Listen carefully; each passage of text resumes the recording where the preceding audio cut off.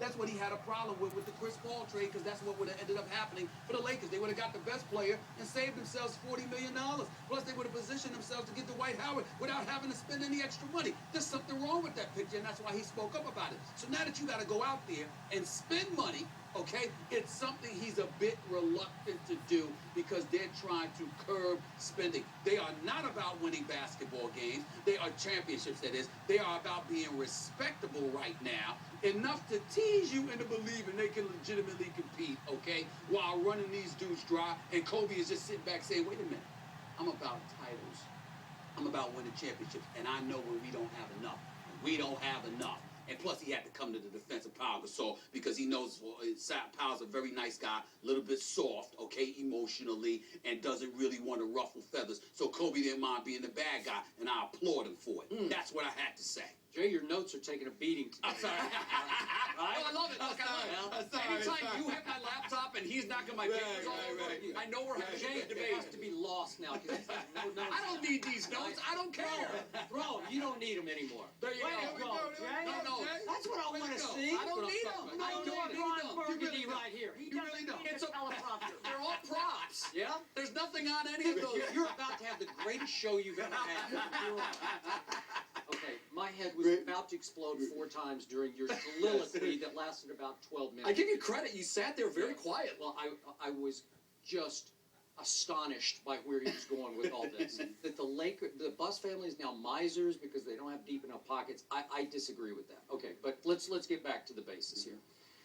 First of all, I do have issue with Mitch Kupchak responding to Kobe because it comes across again as Buss family trying to put aging superstar back in his place. We've seen this since 2005 when they brought back... We agree there. Okay, they brought back Phil after Phil had blasted Kobe in his book. And they said, Kobe, deal with it. Just live with it.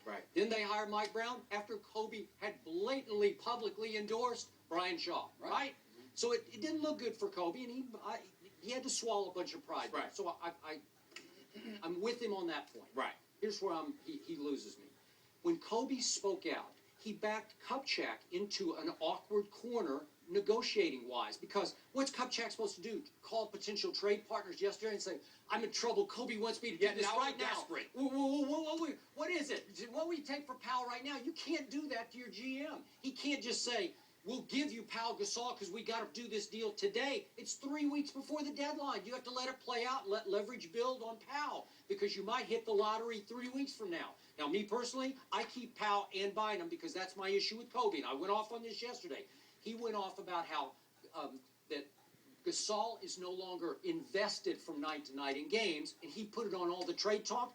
I think he's not invested because Kobe won't give him the ball when and where he used to get it. And last night was case in point for me because they blew away Portland in the first half because Kobe began to feed the post, both of them. And they wound up collectively, combined 30 points and 31 Don't give me numbers. Well, listen to me. I'm going to give you numbers. That's just weird. 30 and 31 points for the 2 postmen, and that was on 20 shots. Kobe Bryant had 28 points on 26 shots, so he still took 6 more shots than combined 2 Twin Towers, okay?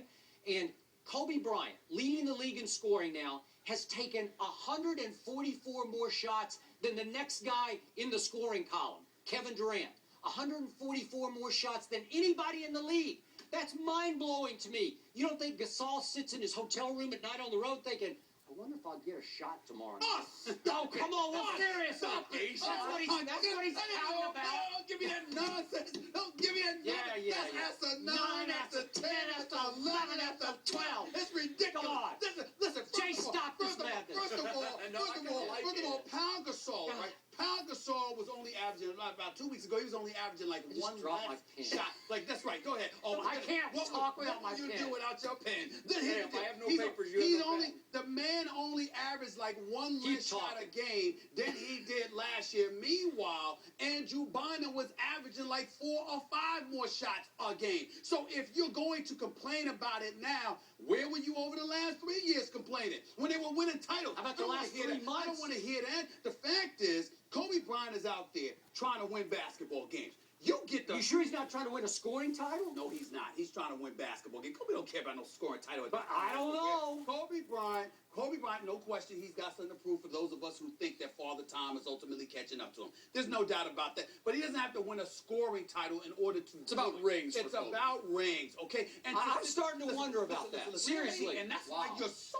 disrespectful, because this is the problem. You can say this kind of stuff about a five-time champion. I love Kobe Bryant. That's my point. I love him. How Love would him, you? Do you not find it just insulting that you could sit here and talk about? Oh my goodness, 5 rings, but he's thinking about a scoring title? Because he's What's trying to wrong prove with all you? of us wrong that he's not too old. Excuse me. He doesn't have to. He can prove it by playing the minutes that he's playing.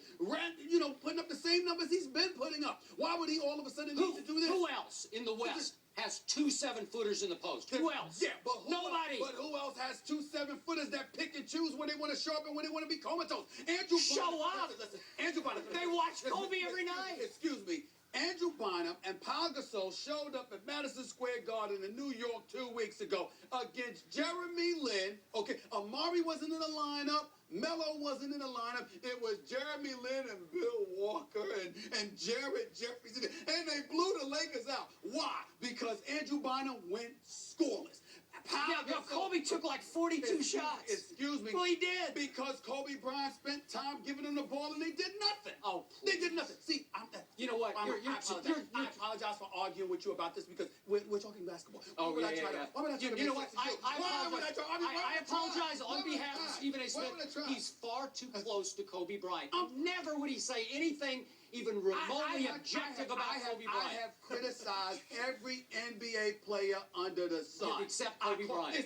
Including I think he just texted you. He probably did. Yeah, he probably did. Don't be Say, jealous. thank you, I showed up sweetheart. Well, there you go. There you go. There you go. Let me get started with Tebow. Yeah, I yeah. A started couple now. of clock Go ahead. references quickly before we move to our